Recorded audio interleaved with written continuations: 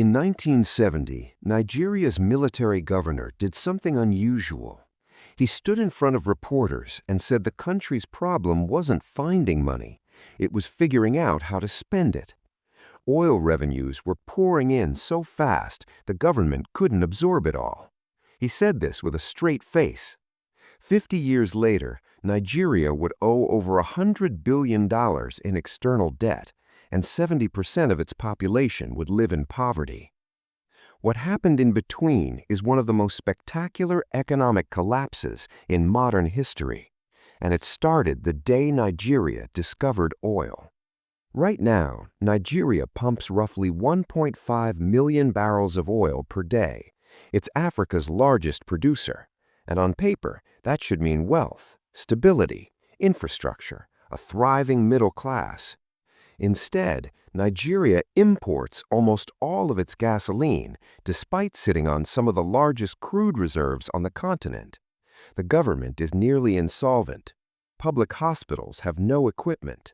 Power outages are daily. The national currency has lost over 70% of its value in the last decade.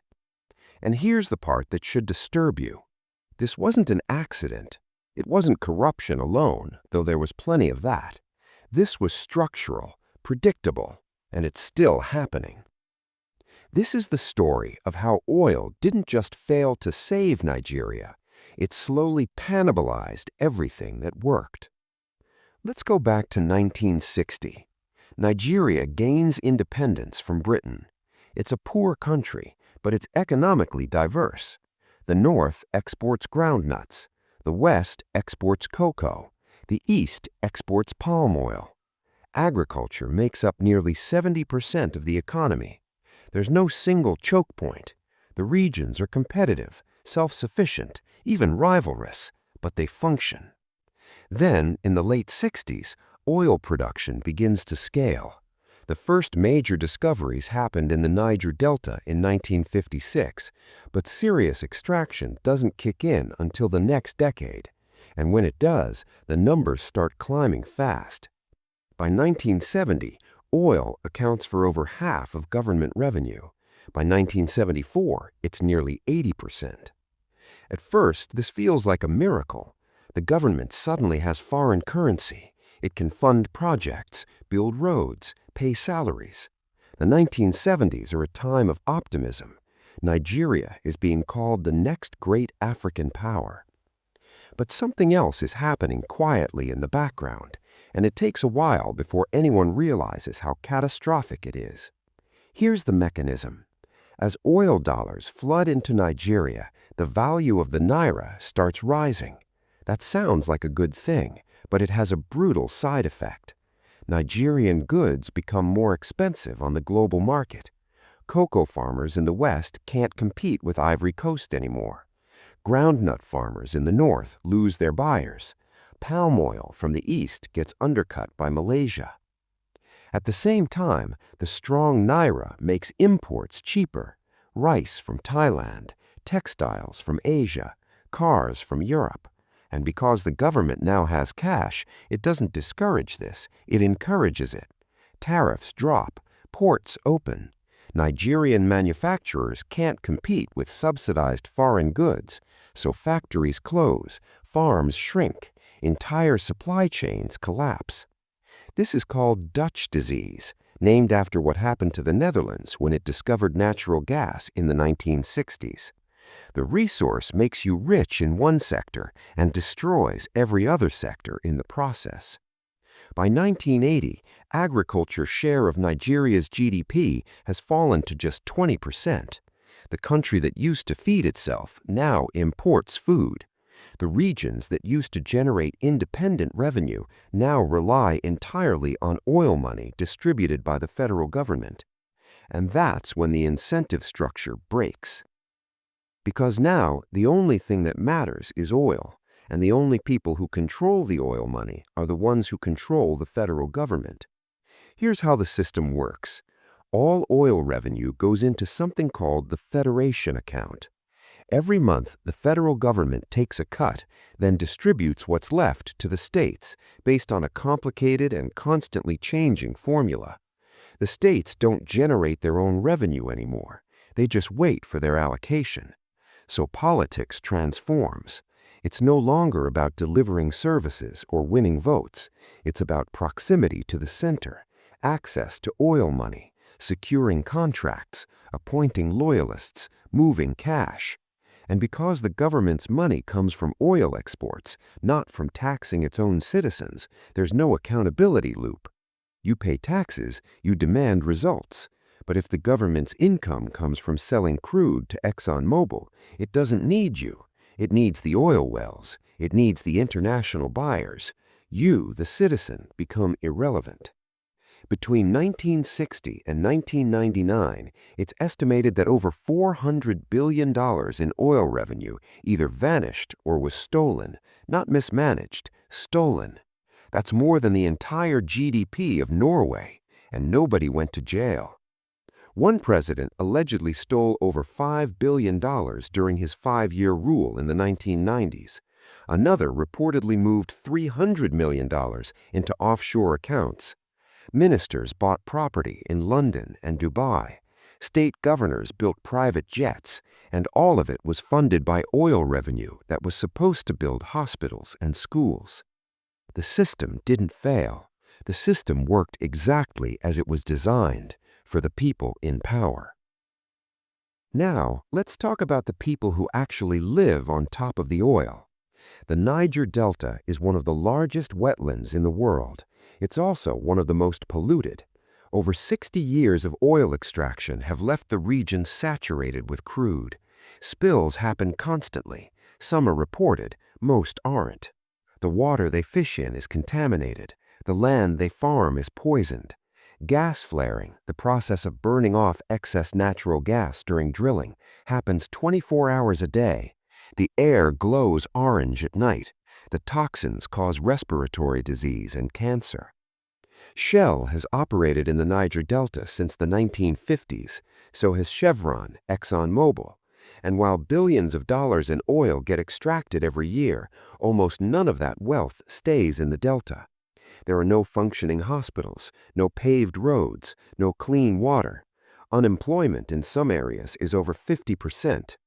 So, in the 1990s, local militias start forming. At first, they're activists demanding environmental justice. Then they turn militant. Pipelines get sabotaged. Oil workers get kidnapped. The government responds with military force. Entire villages get burned. Thousands die. And here's the absurdity. The violence makes oil production less efficient, which reduces revenue, which makes the government more desperate, which increases repression, which fuels more violence. It's a feedback loop with no exit. By the mid-2000s, oil prices surge. Crude hits $140 a barrel in 2008. Nigeria's government is flush again, and just like before, it assumes the boom will last forever. Spending explodes, the civil service balloons, fuel subsidies get expanded, debt gets cheap and plentiful, so they borrow. Then 2014 hits, oil prices collapse. Brent crude falls from over $100 to below $30 in less than 2 years. Nigeria's revenue drops by half almost overnight. The government panics. It burns through foreign reserves. The naira crashes. Inflation spikes into double digits. And here's the kicker. Nigeria still doesn't refine its own oil. The country has 4 state-owned refineries. All of them are either broken or operating at less than 10% capacity.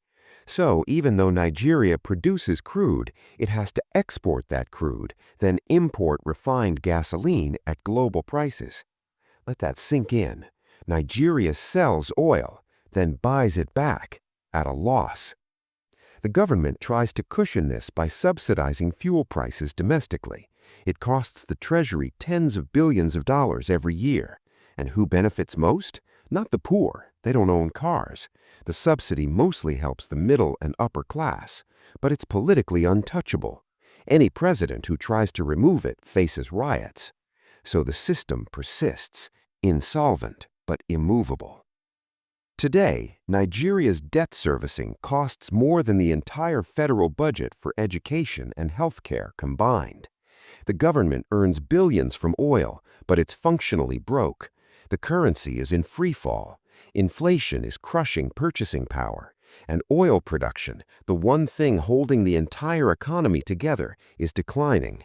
Theft, sabotage, and underinvestment have pushed output to multi-decade lows. Meanwhile, the population is exploding.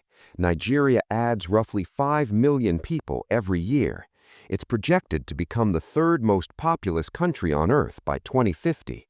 More people, fewer resources, a collapsing economy, and a political class that has shown zero ability to reform. This is what happens when a country builds everything on a single volatile commodity, and when that commodity is controlled by a system designed to extract rather than build. The result isn't just stagnation, it's disintegration. So here's the uncomfortable truth. Nigeria didn't fail because it lacked resources. It failed because it had too many.